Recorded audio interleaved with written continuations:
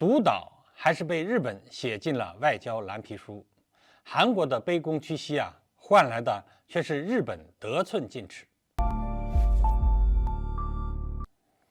各位网友，大家好，欢迎收看本期中诚 Talk。前些时候我们说过，韩国总统尹锡悦为了修复日韩两国的关系不惜背上了屈辱外交的骂名，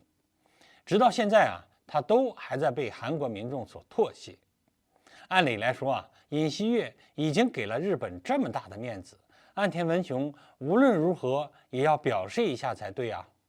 然而，韩国方面的卑躬屈膝却换来了日本得寸进尺的结果。当尹锡悦一而再、再而三地做出让步后日本直接宣布他们完全没有犯过罪，不仅不承认韩国劳工问题，连独岛也被日本写进了他的教科书以及他的外交蓝皮书中。对此韩国外交部只好召见日本外交官，要求日本立刻撤回外交蓝皮书中涉及到独岛所有权的相关表述。就目前来看的话，出了这么一档子事后韩日关系必然会再次陷入僵局，因为日本政府完全没有要搁置争议的意思。那么双方这一有争议的地区，到底是韩方所说的独岛，还是日方所说的主岛呢？客观的来说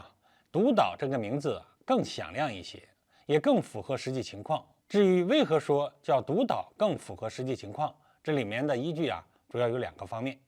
一方面，对于有争议的海岛国际上通常以先占取得的方式来判断，这个岛究竟是谁的。说白了，就是看是谁先发现的，谁先使用，谁先管理的。这个岛呢，是哪一方先发现的，目前已经无法考据了。韩国方面的说法是，他们在15世纪就确定有这个岛了，而日本方面则表示，他们发现这个岛的日期绝对不会晚于17世纪。所以在时间方面，韩国首先是略胜一筹。而关于是谁先使用以及先管理这个岛屿，韩国是在1956年4月就派遣过正规的警力，加强了对该岛的实际控制，还在岛屿上建立了一些永久的建筑和防御工事，各种生活设施也是一应俱全。所以说，该岛的实际控制权其实是掌握在了韩国人的手里，只不过日本是一直心有不甘，想要抢夺罢了。这一点跟日俄之间的南千岛群岛争端并无不同。另一方面，则是国际社会对日本的定性。作为二战战败国的日本他们根本就没有夺占该岛屿的权利。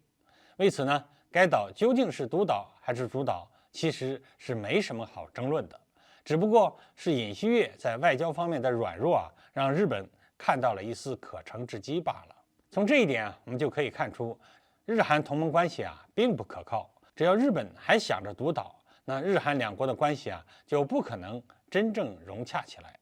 尽管美国一直努力要加强美日韩三方同盟关系，现在看来除非美国给日本造出个主岛，否则日韩双方压根儿就没有冰释前嫌的可能。好，各位网友，今天的话题我们就聊到这儿，欢迎各位留言评论，我们下期再见。